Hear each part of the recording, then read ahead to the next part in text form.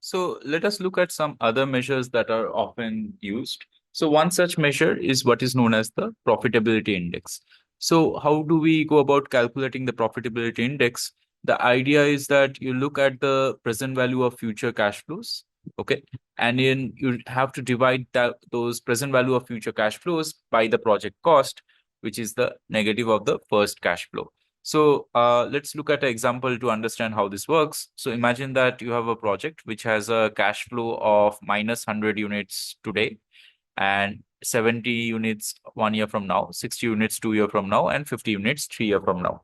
So a negative of 100 units today means that basically you have to first incur a upfront cost of 100 today, and then you are going to be getting positive revenue in the next 3 years, so which is equal to 70, 60, and 50. Okay. So if you have that the interest rate in the economy is 20%, in order to calculate the profitability index, first thing to do is to actually calculate the present value of 70 units 1 year from now, 60 units 2 year from now, and 50 units 3 years from now at the rate of 20%, right? So this will be equal to 70 divided by 1.2 plus 60 divided by 1.2 whole square plus 50 divided by 1.2 times to the power 3, right? And if you do this calculation, then the present value is approximately equal to 128.94 units. Okay. So how do we calculate the profitability index? So this is basically this present value of the future cash flow divided by the upfront cost, which is 100, right? So this is approximately equal to 1.29. Now, in order for this division by the project cost, the negative of the first cash flow to actually work, we do require that the first cash flow is actually an outflow, right? So it has to be a cost. Otherwise, this measure wouldn't make much sense, right? Okay, we could have also calculated the NPV of this project. So we have already calculated that the present value of future cash flows is 128.94.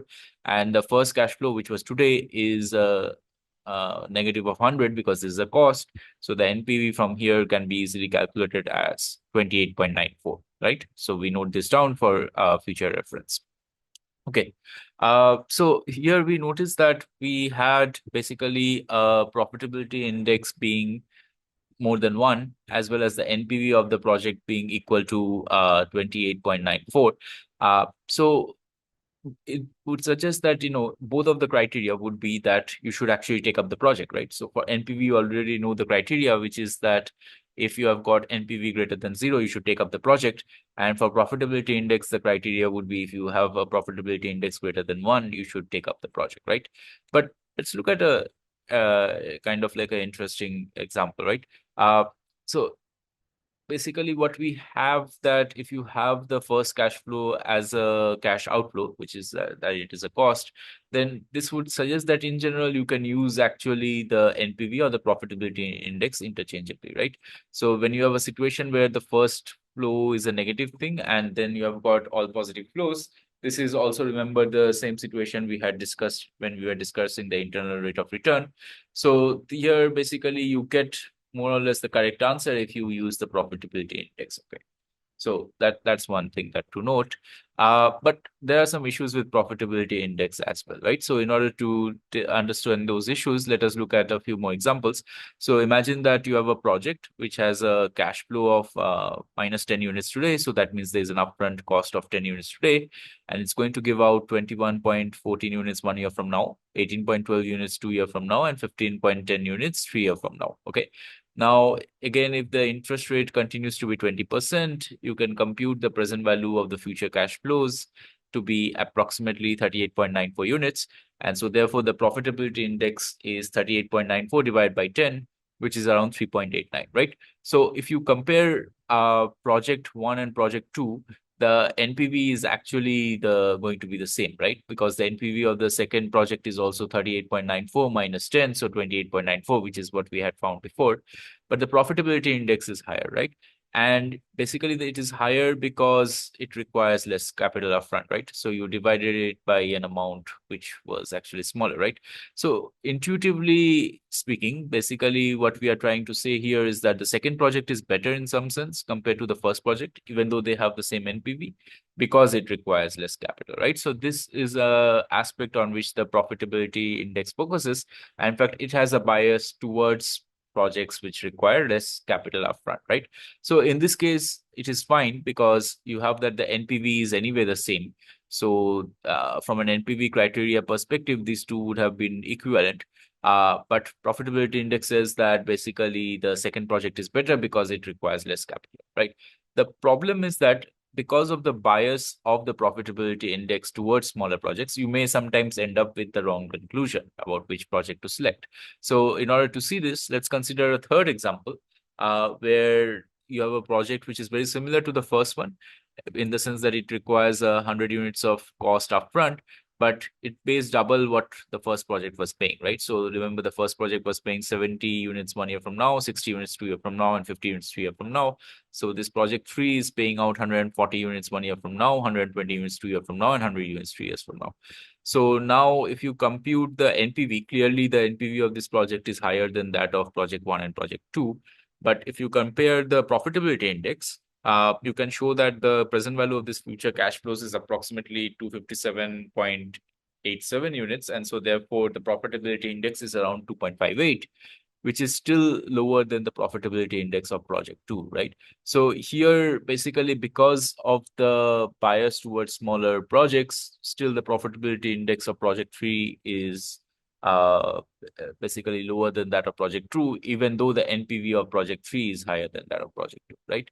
So basically, the main takeaway from our discussion here is that the profitability index is useful only when we have got two projects which have either equal NPV or very similar NPV, and then basically profitability index gives you a indication of which project requires smaller amount of capital upfront. So that may be an issue for some particular markets, right? So that's something to keep in mind.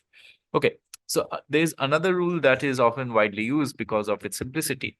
However, it can often end up with like very wrong recommendations. So this is what is known as the payback rule, and the rule is very simple.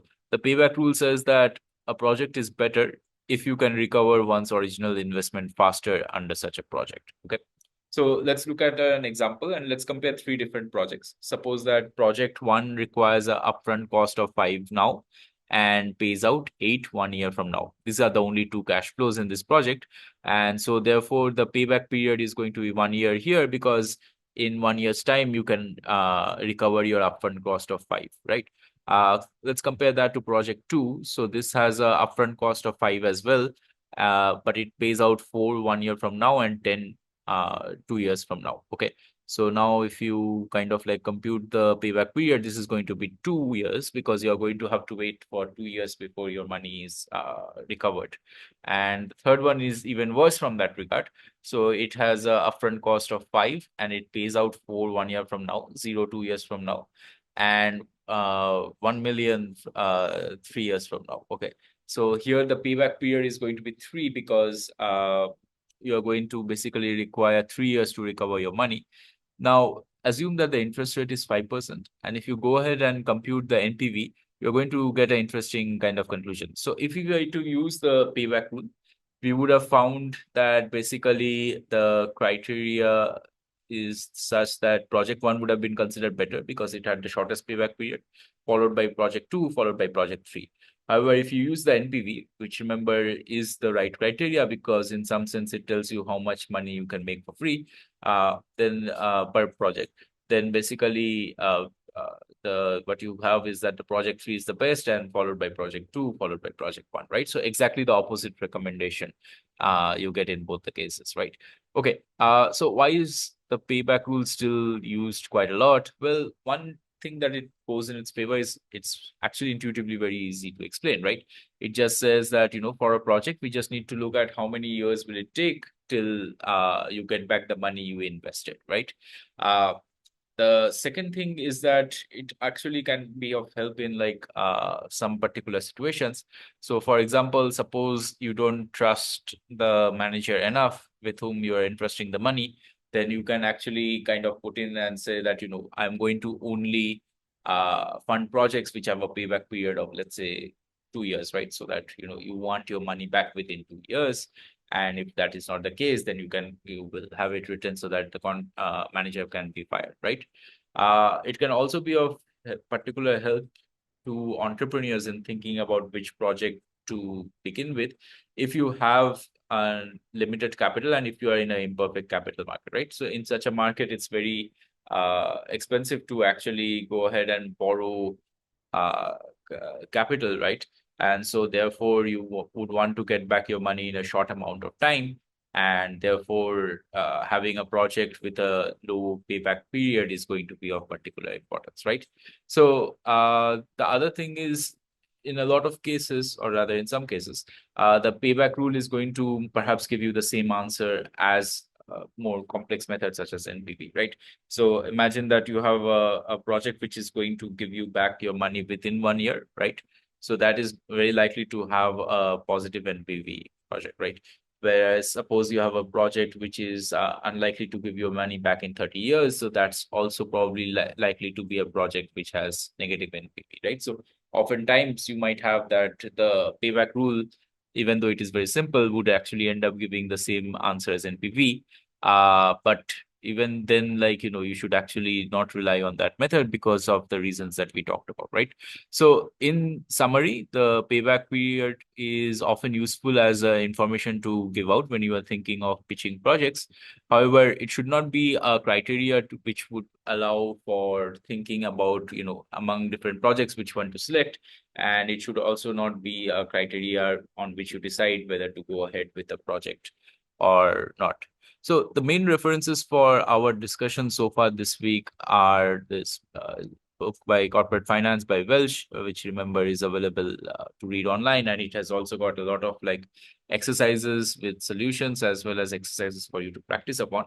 So far this week we have been mostly focusing our discussion on chapters 2, 3, and 4, and we also used this book, Intermediate Microeconomics by Halvarian, for some parts of the discussion, especially when we were discussing the practice problems.